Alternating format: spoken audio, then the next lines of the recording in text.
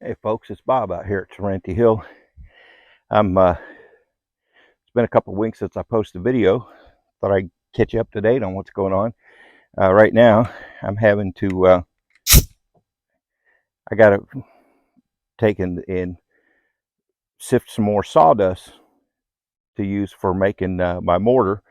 But before I can do that, I got to repair my screen. What I did is I've got just this frame here, made it out of some scrap wood, and it's got 1/4 inch mesh hardware cloth on it. But some of my staples have come out and worked loose and pulled out. So the big stuff wants to go through the edges. So got my staple gun out and put these on just in case something fires back at me. Hold your ears.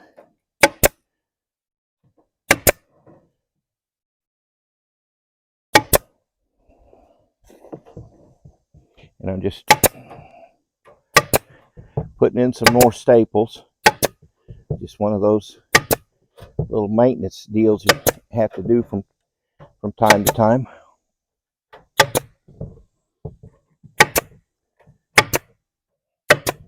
And I'm going to put a few more in the areas where I'm always seem to be putting the most pressure. And I think I'm about out of staples.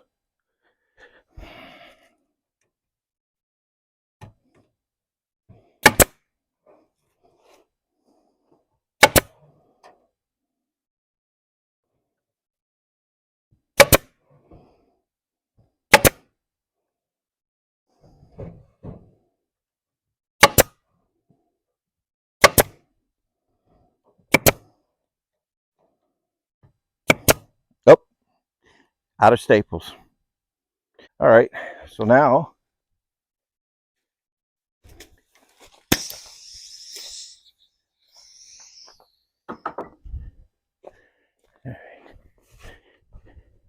tell you what, having air tools is handy. And there, that's much better. And then it's just the old simple technique of shovel and sift. I shovel about half a dozen shovels full on here and sift out the big stuff.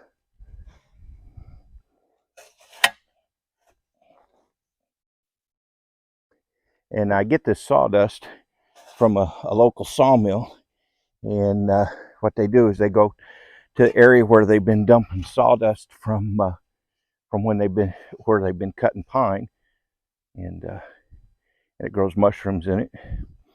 And what I'm doing, like you see some things like this is about 4 inches long. You don't want that in, and some bigger chips and the like, and it'll just sort those out. Then I dump them in a pile here, and I'll take that pile that it's dumped into, and I'll use it for mulching in the garden. And there's nothing high tech about it. And then I'll take you in and I'll show you the wall that I'm working on right now. Then I've got to mix up some cement, or some mortar rather, and start doing some more batches of cordwood. So, and I was supposed to meet up with a guy last night. We didn't connect. Take me to a place where he said he's got about 20 good-sized cedar trees cut down. Have been down for a year or better, and he needs them gone, and I need the logs. So we will be trying again this week to connect.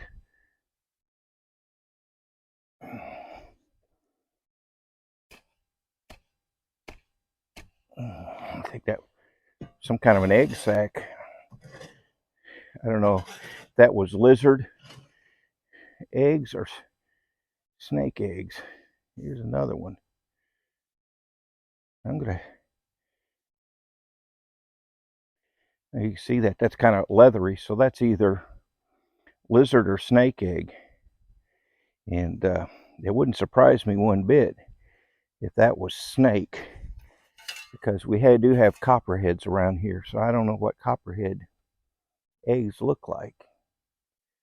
And I'm not real sure if copperheads bear live young or lay eggs. I guess I'm going to have to Google that. Yeah, there's some more. So there must be, I know there's lots of lizards in there, so I'm wondering if those might be lizard eggs. Kind of a pinkish color. There's another one. They're almost a pinkish color. So, and another one. So some critters definitely laid some eggs in there.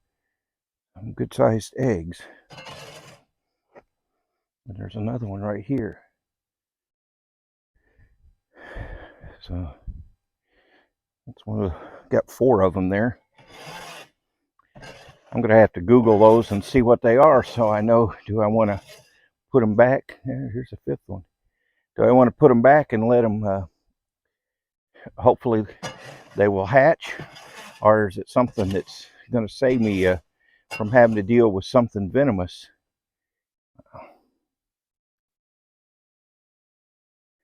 So that's one thing about nature. When you've got materials like rocks or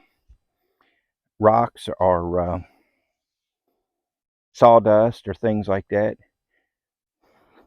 those could even be black snake eggs, because I have lifted the tarp back before and seen black snakes.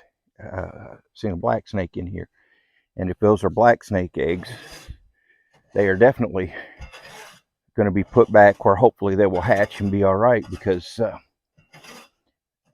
those things, they eat things that I don't want around me. All right, and there you see, then I've got just the big stuff that I don't want in my mortar mix, and I just dump that out. And now I've got more. I got more to put in my bucket to get soaking.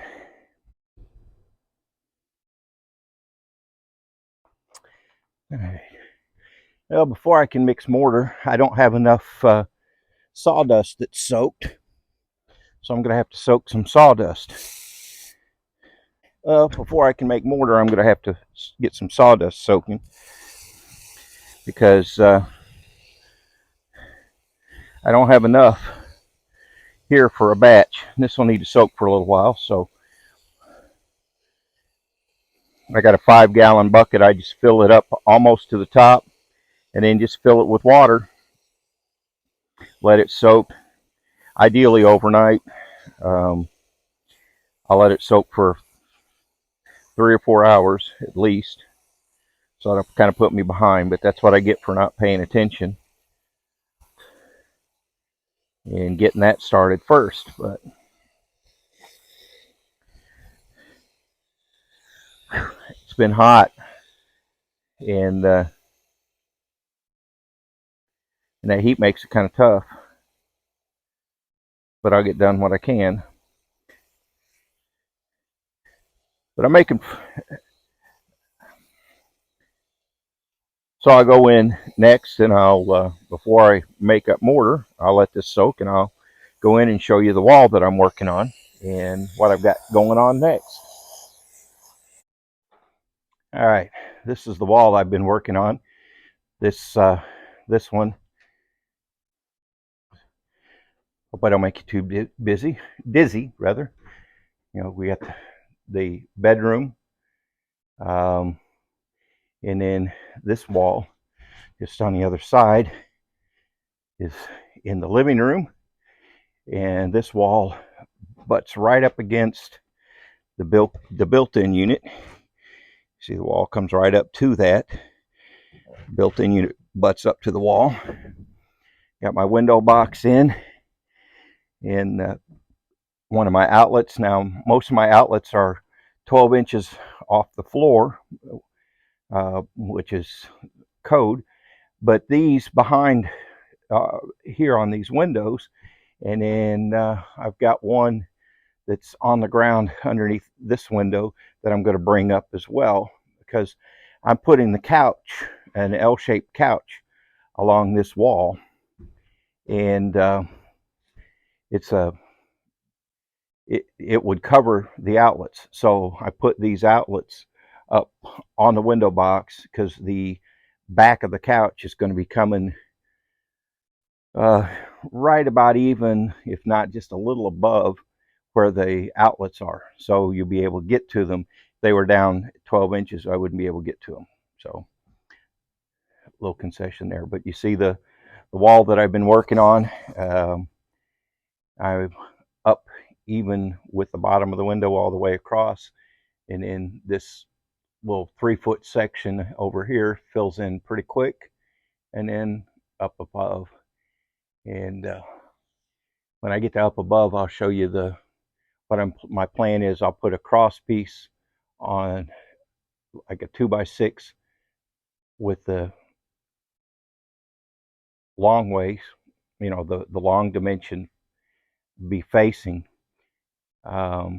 because that way there'll be more strength to avoid bowing. And then I'll put a couple braces that will go up to and tie into the sill, this beam up here, this diagonal beam, and that'll help carry the weight of all the cordwood that's going to be on top of that window instead of just the window box carrying it, so that it doesn't want to sag on me. So after my mortar gets, or my sawdust, after my sawdust gets soaked good, why I'll show you what I do on mixing up a batch of mortar, and then we'll come out here and do some more cordwood. All right, so first off, I scoop out with this little mesh strainer. I scoop out 4 scoops of this onto the little screen I've got set up here to let it drain. And then I use 2 scoops of this Type S masonry cement. And now my scoop has a 2-quart line in it, and I just put material in until it's up to that 2-quart line. Dump it in.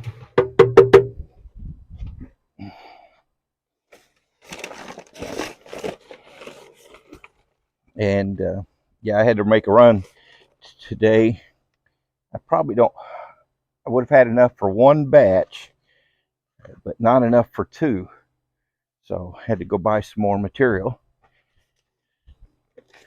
And I don't keep much of this. I only keep 1 bag of this at a time, because if it gets wet, it'll get solid, and it'll soak up moisture real quick. So I just get a bag as I need it. It'll take me about 3 bags for this wall. So between 2.5 to 3 bags.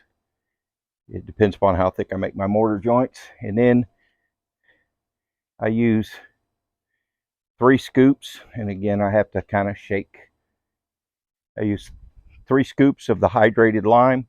It's nice and white. That's what makes the mortar white instead of gray. If all I used was the Portland, or the mortar mix here, that Type S mortar, it would dry gray. But you add the 3 scoops of lime to it, and the hydrated lime, it turns white. It also, the hydrated lime is weighs about half as much as the Portland. Like a bag of Portland cement is 98 something pounds, and the same size bag of hydrated lime is a 50-pound bag. And then I use 6 scoops of sand, and I'm using kind of a mix. I've got some fine sand, and then I've got a coarser sand that I use.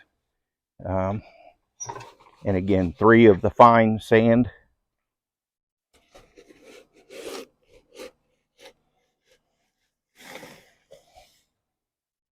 And again, I just put it in until I'm up about at the 2 quart mark.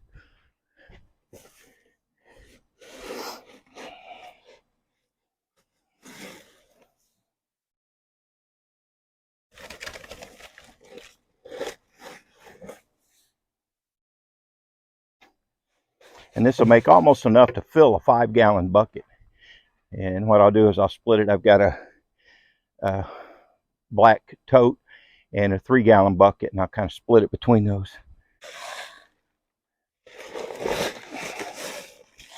And then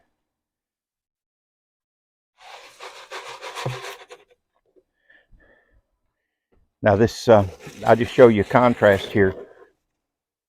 Hopefully this shows up okay. This is the fine sand. It's a it's kind of a grayish color, and it's a real fine.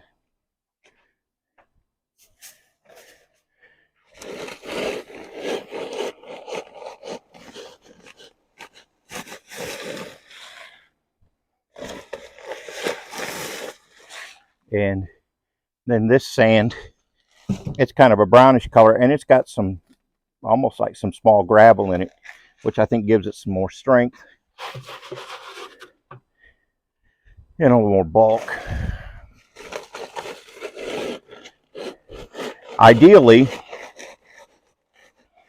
what I would do is I would buy the sand in like 500-pound bags and have delivered, or just get a whole truckload of it. But then I've got to find a way to keep it dry, because if I try putting wet sand, if the sand's not dry when you put it in, then it's hard to control how much water you put in it. So it costs more this way, but I've just been buying it by the bag. The coarse browner sand, the utility sand, it's $4.99 a bag, and the multi-purpose utility sand, which is like almost like a mason's sand, it's like $6.99 a bag. So it would be cheaper. Whoops, didn't have it latched. Now I'll take my dry ingredients and I'll let my dry ingredients mix for a little bit. You kind of look in there, and I usually wear a mask when I'm doing this, but it's hard to talk to you while I'm wearing a mask. I look in there until it turns from white to gray. That means my materials are all mixed up. Then I take 4 scoops of the sawdust. It's soaked in water and then drained.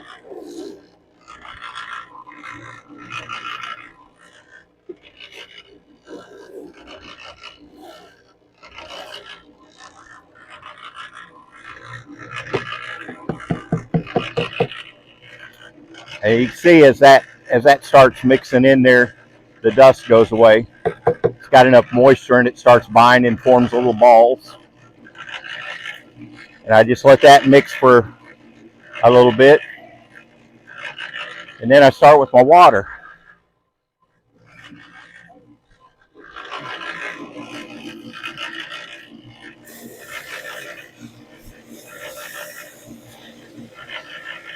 I had to go buy me a new sprayer, because I'd been just tossing my sprayer on the ground, and it bent the nozzle and it was starting to leak. Now this, I fill up just shy of my 2 quart mark. Put that in, let it mix.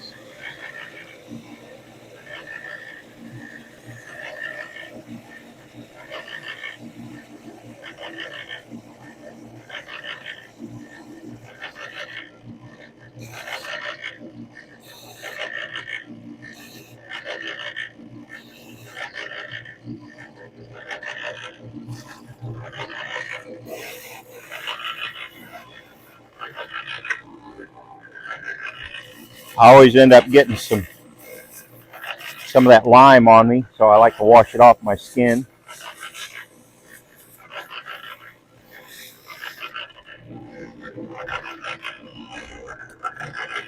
I'm going to quit throwing that down so I don't bust it again.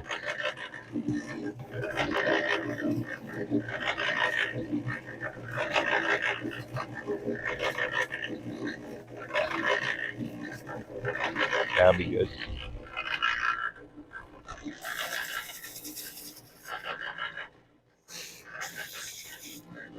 I just wanted to test it to see if it was going to be the right consistency. I think that'll be pretty good.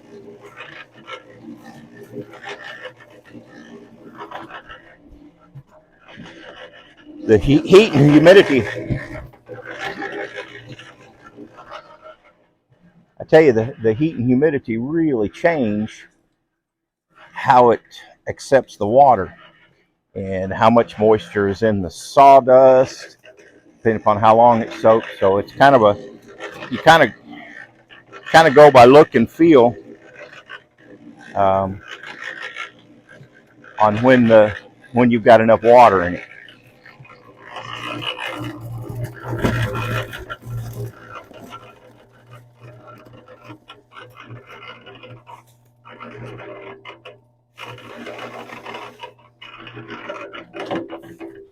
And the bad thing here is, oh, I got to kneel down. Bad thing is, um, you know, if it's cement that's more liquid, this will be good. That'll hold good shape. The mixer doesn't empty all the way with this stuff. If I was doing cement, which was thinner, I'm sure it would just pour right out, or some type of a mortar that was a thinner mortar.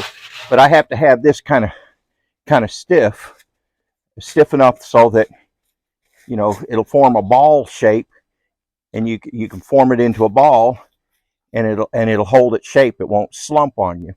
If I get it to where it won't hold a shape like that and it's thinner, then it wants to flatten out and run, and it's just got too much moisture in it to work right. But with this heat, I've got a fairly short window to work with my mortar before it will start to get too thick. And I've had to before, more than once. Pretty well. More than once I've had. I'm just trying to get as much out of there as I can. More than once I've had to add a little bit of water to it there near the end of the batch to get it to where it would, you know, where it was workable, because it was just getting too dry. So then I'll split my batch up about half between the buckets, and I use a bucket on the ladder and the tote inside, and I'll get these carried in, and one carried to the back and one carried inside, and I'll get started with doing some cordwood. All right, so I'm actually on the scaffold. Well, it's an impromptu scaffold. I've got two ladders set up, and I'm gonna take this cord out of the way. I got two ladders set up with a 2x12 in between them, and that's what I'm standing on for my scaffold, so I can get in here. And I'll do the outside first, and then I'll come in and do the inside. That way I won't have my back to you the whole time, and I may move it around to get a side shot on the other side. But the first thing you do here, you just spray it down real good with water so that the mortar and the logs that are already there don't suck too much water out of the mortar that you're putting in.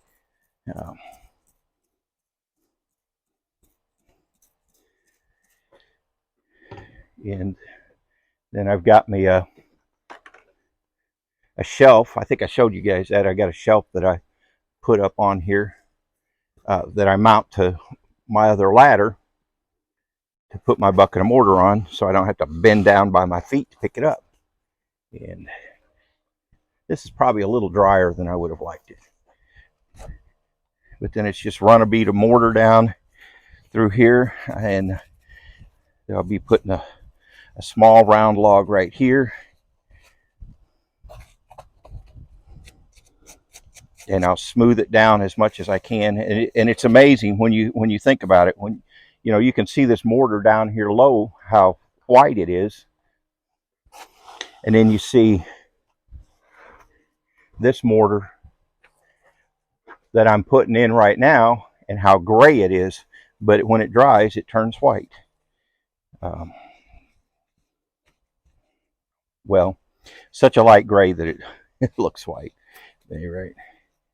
And again, this is why you don't want your mortar too thin, because if it's too thin, it wants to smush, and when you put the other logs on there, it flattens out and doesn't hold your mortar bead. But it's kind of it's a fine balance between too wet and too dry. And too dry, I can add a little bit of water to it to make it easier to work with. Too wet, basically all I can do is either start over or just wait a little bit to let it start thickening up on me before I use it. Neither one I really care for, but it's better, I guess, than wasting material. And of course, one thing about this too is this is just infill. It's not supporting anything. It's not even supporting my window boxes, because my window boxes are, at least all of these so far, I've only got one window box that's not actually on a column, and that's one in the kitchen by the kitchen sink. But I'm going to, I think, move that one over and tie it to the column because it's only about 6 inches away. And since I'm making my own cabinets, I can put it where I need it and adapt my cabinet size so that the sink is centered under that window. It's where it is right now, because if I use standard cabinets, that's where it would need to be in order to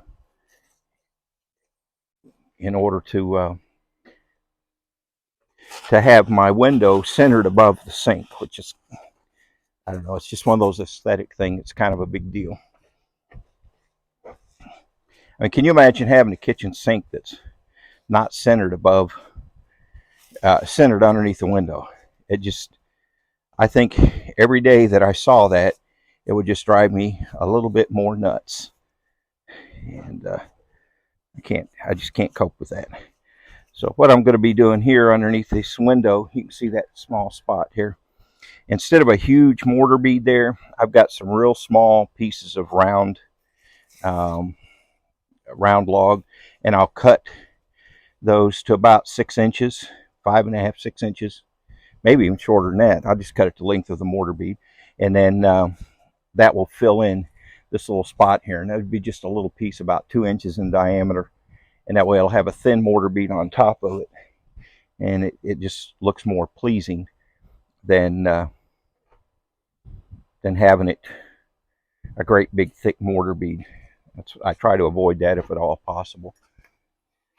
And all right, we got this about ready to go inside, and then I get to start doing some artwork, figuring out what goes where, based upon the pieces that I've got. And I'll just spray some water on the top of this before I go on the inside, and that'll kind of slow the drying. The spray bottles are a must when you're doing cordwood. Again, you got to have it for spraying the logs down and then putting a little water on your mortar. Okay, back inside I go. Whew.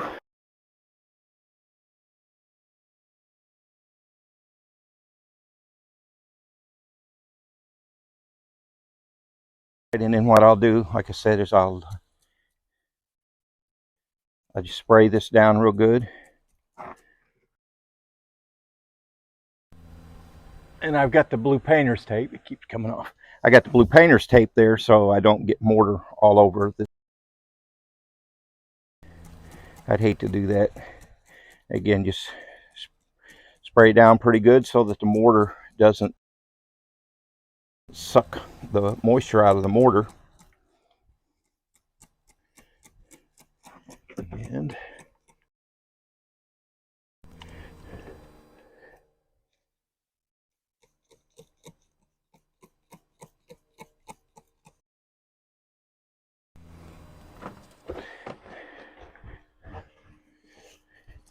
I probably should have made this batch a little bit.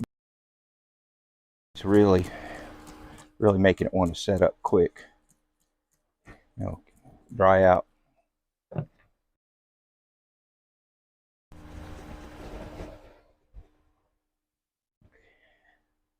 And pretty soon here, I'm going to have to sitting on. I'm going to have to get it out of the way so that I can get ladder in as I get up higher.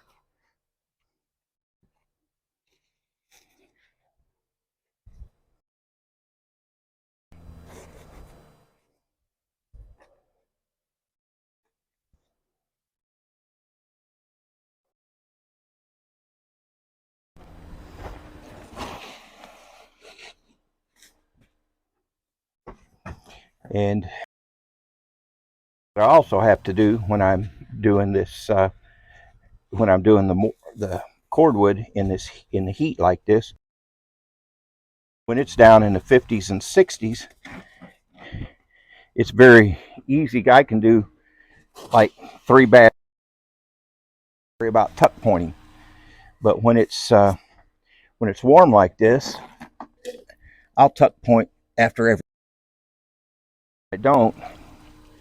If I don't tuck point after every batch, then the outside of it and it doesn't want to tuck point very well. It's hard to get it to look nice. Just a little bit drier than I wanted it to be, so added a little bit of moisture to it. I probably didn't add more than,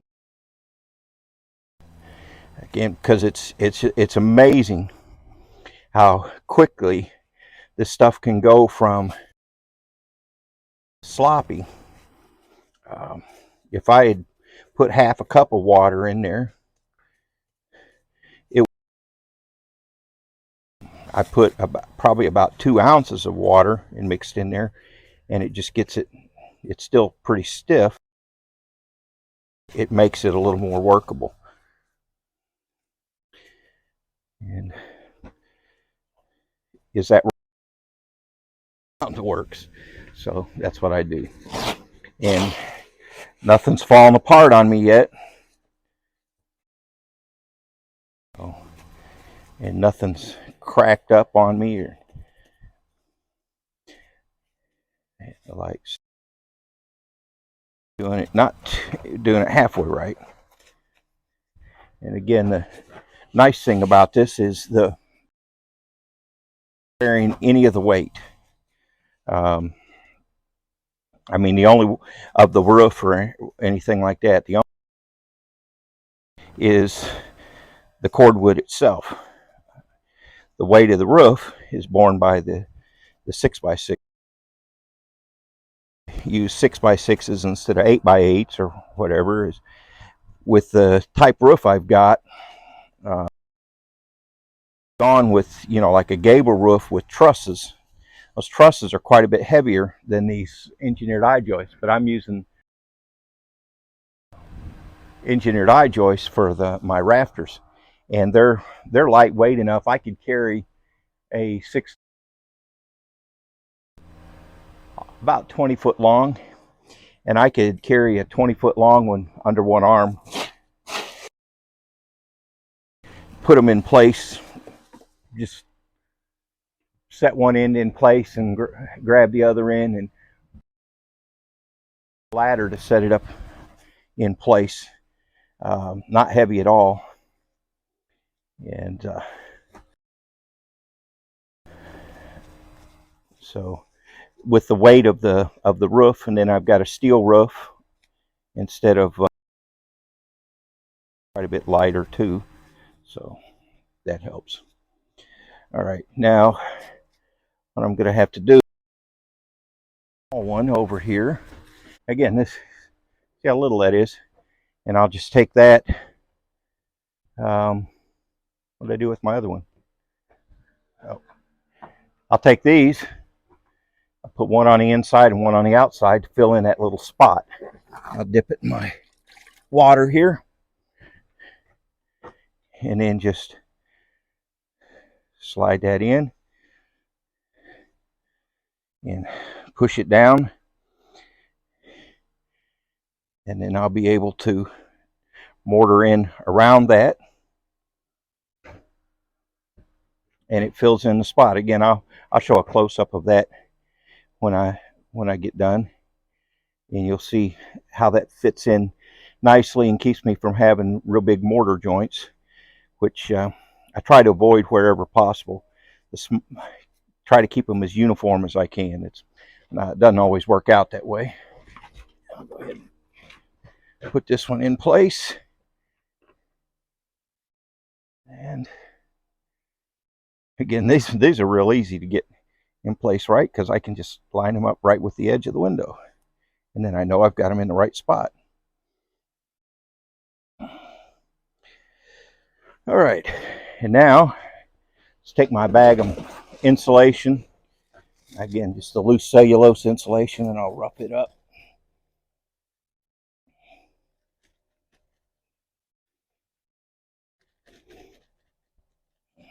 Just loosen it up, fluff it up just with my fingers, and start filling in the cavities there. I got a pretty big one here where this column is. There's a gap there, 5.5 inch column, so I'm having to fill that space in, and then make sure that I've filled in any gaps between the logs in the wall before it. So that takes a good amount of insulation to fill that, but I don't want a big hole there, because that would be a terrible hot or cold spot. Again, this stuff is really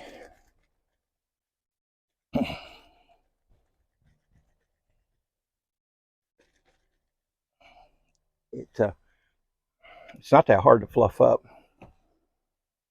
It's not that bad to deal with. Oops. I do need to put some mortar there for my next log.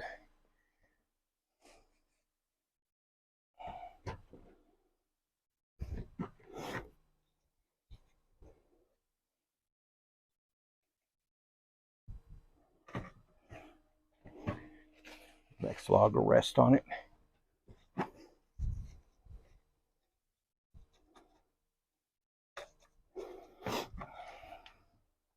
This would be when it'd be really handy to have like one of those GoPro type cameras, so I could put it on my head and you could see what I'm doing. Or if I had a cameraman who could come in here. I was going to ask my wife to do that one time, and she wanted no part of it. She said her hands shake too much. And, I'm just making sure that I fill in good between the logs.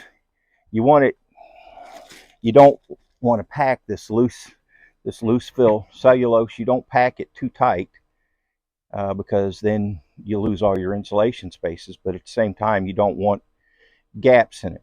So what I do when I pack it kind of loose, but then when I put it in here between the mortar beads, I let it sit a little proud of the mortar bead, so that when I put my logs on there, it kind of presses down a little bit, not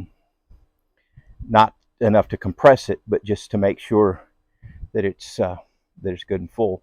And again, what I'm doing right here is just making sure that I get it up underneath the window so that I don't have cold spots under my window. And I did that all along here, tried to get the insulation up snug against the bottom of the window frame. But to make, and it's not too bad on the sides and top. It's real easy to get it, to get good insulation in there. But on the bottom, it's hard because you're working so close under there. You've got just enough room for a mortar bead and on top of logs and all that. So what I'll do is I'll get me some of that great stuff spray foam, and I'll drill 2 or 3 holes in my window box in between some of the logs and spray in some of that great stuff, the foam insulation stuff, to fill in any gaps I might have there. Make sure I've got a good solid and I don't have a cold spot or a hot spot, whichever the season may be, underneath my window. And then I'll plug those holes with a little piece of dowel and sand them, and then paint my windowsills. You'll never know, because the windowsills are going to be painted, you'll never know was a hole there and a little dowel in it. So, but that will fill and make sure that I don't have any insulation voids, because your house is only as warm as your insulation voids.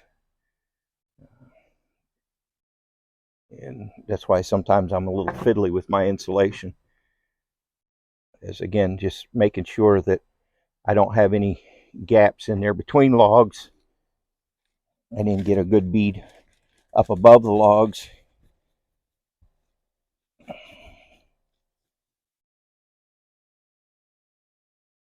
And this stuff is compressed in pretty tight when you buy the bale, and it's easy enough to break up with your hands, so that you don't have big clumps of it. And it's just like, I don't want a big clump like that, so I'll break that up. I guess I need to do a little better job of breaking it up here. This is a new bag, and I don't have a whole lot of room to work before, because it wants to come out. I thought about getting a tote and putting it in that so I could work with it, but I hate spending money on stuff that I don't need. You know what I mean? All right. So, and then I'll get down and kind of give that a look, just to make sure that I'm happy with it before I put the logs in. Because again, like I said, I don't want any insulation voids in there. Now, you'll hear it get noisy a little from time to time, because what I have to do is I take my orbital sander here. I'll look at the end of a log, and if it got a little splinter sticking out,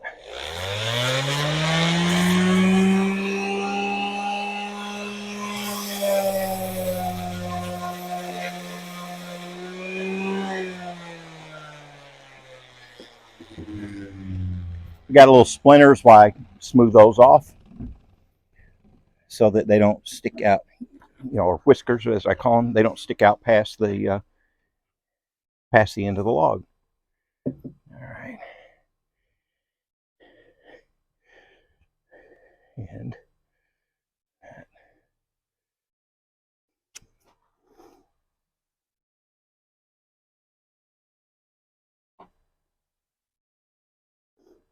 okay.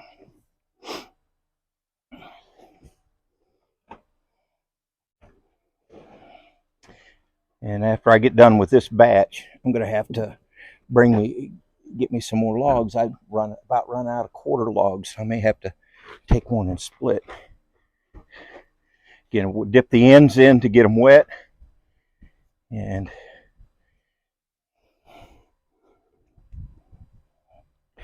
smash it down into the wood there, and then right here I'm so close. What I'm doing is just using a 4-foot level to make sure that my logs are lined up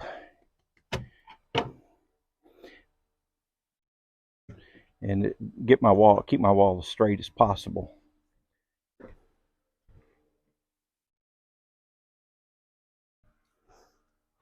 And I got some of these half logs that I use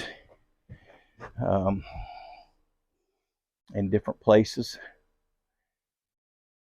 This really isn't going to be a good place for it. Okay, yeah, that'll work. Dip that in the water. Again, I dip the ends of these in the water about the width of the mortar bead. Again, so they don't suck all the moisture out of my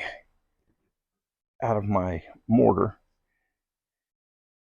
And then just put it there and kind of wiggle back and forth to work it down into the mortar as best I can. And then I'll take my level and make sure that it's as straight as possible. And some of the logs, they may vary just a little bit, 1/4 inch, 1/2 inch or so. And so what I do then is in length is I try to make sure they all line up on the inside, so that if there's any, I can keep as much of the variation as I can on the outside instead of the inside. But it doesn't always work out that way.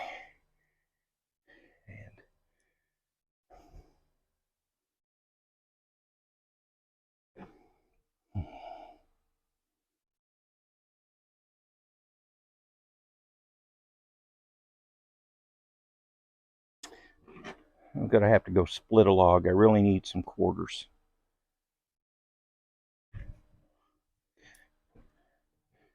And take one of my halves here and go out and split it.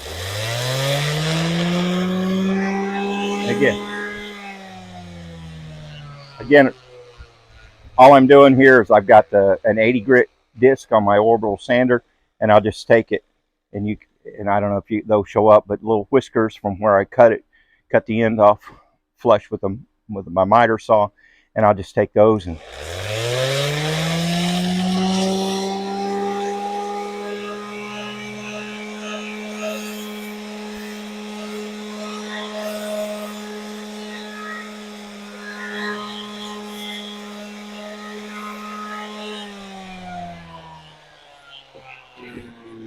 again, I'm just knocking those off so that they don't stick out past my mortar. It's probably unnecessary, but I doubt if anybody would ever look at it close enough to be able to see it, but I'll know, and that's why I do that.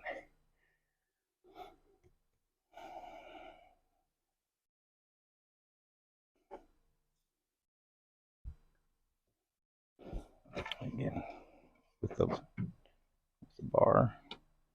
See, it's a good thing I was checking, because that one was in about 1/4 inch. And now it's right. Doesn't take that long. It takes a whole lot less time to check than it does to try to fix.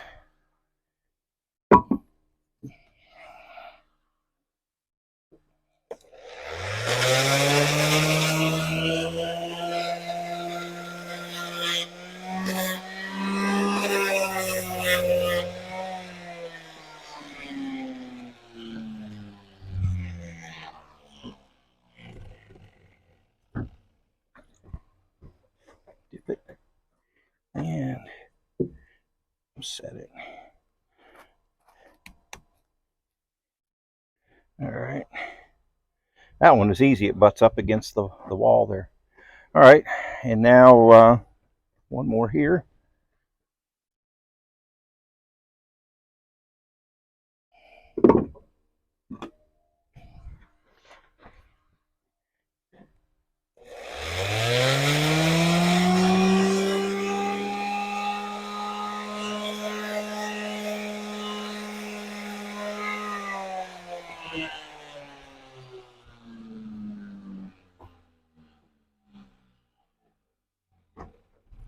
Forgot to dip it.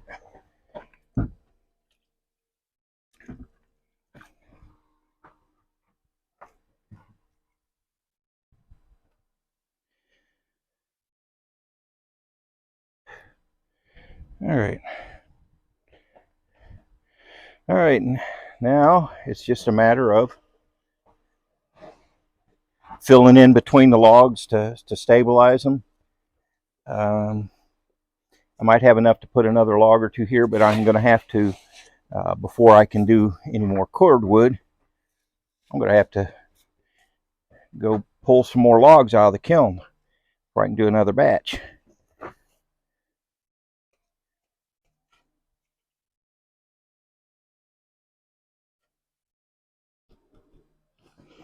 My mortar bead was a little small there on top of this log. All right. All right, so now it's just basically take my mortar and fill in the gaps. And sometimes I come from the front, like where I'm filling in here. And this is why I've got the blue painter's tape up on the window box here, so that I don't get too much mortar on it. And again, if your mortar's too stiff, then it's real hard to get it to go where you need it to go. And then I'll smooth it down some. And you just have to kind of put some on each side so you don't move the logs around as you're putting your mortar in there, so that you maintain your spacing. It's a whole lot easier when you're just going cross to cross and you don't have to worry about filling in, somewhere. Having to go up against a window frame or a column. That gets fiddly.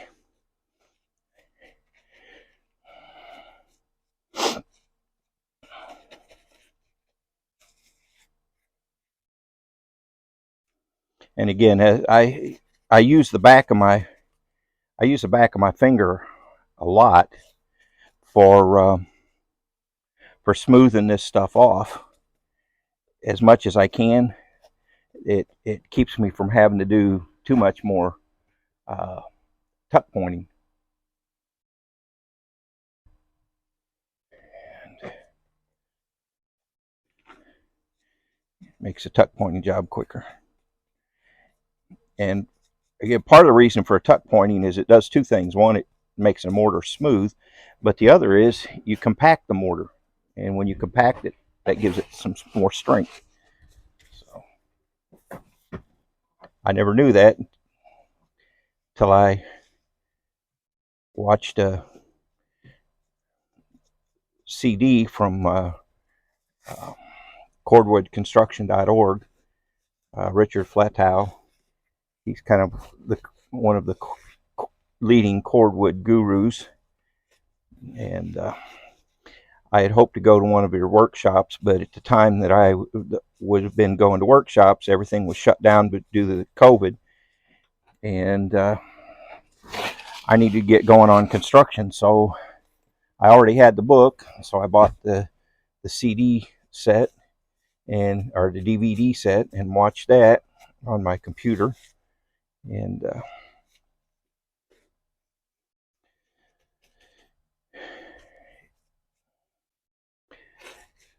learned as much as I can. And some of it you just have to kind of learn as you go along by hook or crook and by making mistakes and doing the best you can. All right, and spray that. And then I'll go out here on the outside and fill that in. I'm going to have enough here. What I'm going to do is go ahead and put me a bead.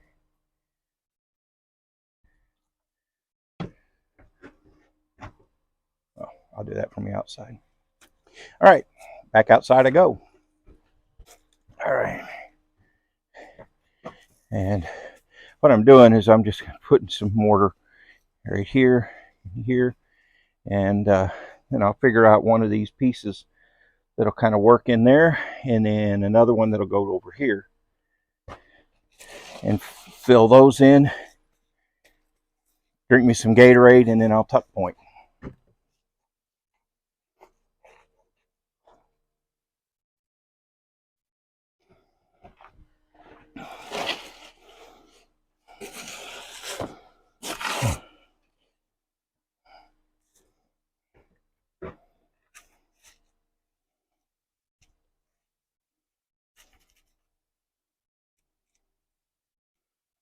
Again, you see why I use that blue painter's tape. I get it mortar all over it.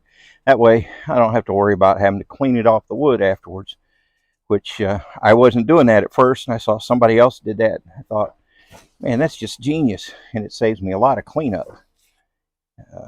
So that's just kind of a neat deal. You can learn a lot if you network with some other people. You can learn a lot from other people too. You just got to make sure that they're doing it halfway right. Otherwise, you might learn wrong. And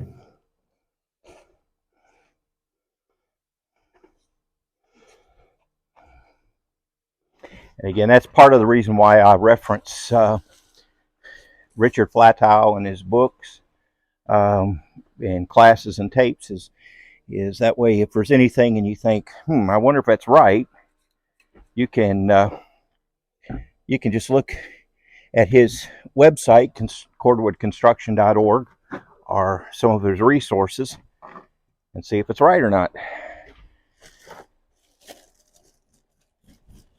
I do my best not to give out bad information, because that just would not be good. And there's really, you can describe to somebody how thick to make the mortar, but until you kind of get a feel for it, it's just not the same. And that's where I wish I had been able to actually attend one of the in-person workshops, is because then I would be with people who had a lot of experience at what the mortar was like, and would be able to get a feel for it, for the what the mortar feels like. But like I said, so far everything that I did before the freezing weather last year, it held up through the freezing weather, and we had some temperatures down in the teens, and none of it flaked or cracked or came apart. So I think I did halfway decent on it, since nothing came apart. I'm forever sitting something in my way. Okay, the ends of it. Okay, forgot to fill the cavity. That wouldn't be good. Fluff up some more insulation and just stuff down in there, making sure that I get it in between, and then there's a little gap, the log next to it. I need to make sure that it's all up underneath there good. There we go. And then we'll be good to go. And again, it's real easy right up next to the window box, but it's that underneath here that's a pain.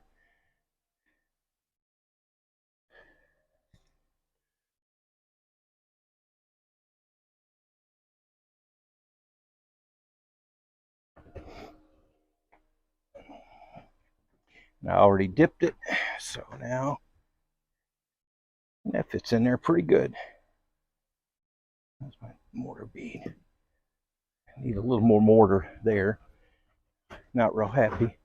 I like to make sure I have uniform mortar beads, and that one out there just wasn't quite cutting it.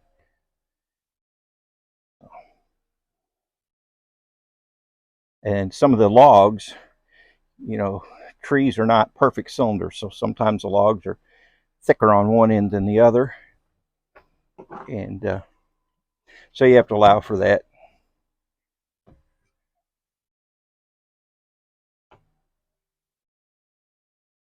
Okay.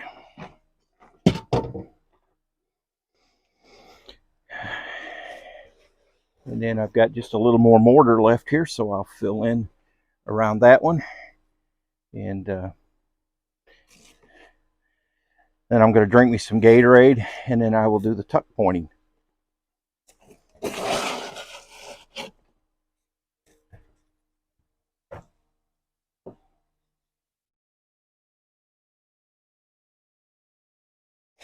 know what, I'm going to put one right there.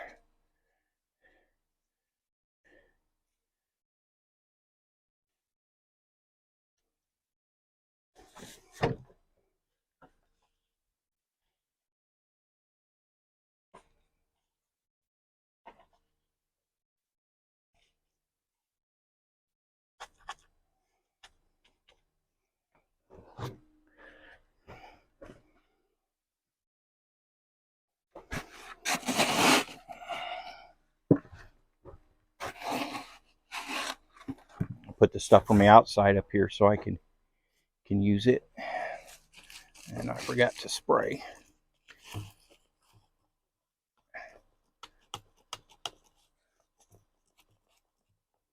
Okay. Had to grab my mortar back up because I forgot to spray there. And that wouldn't be good.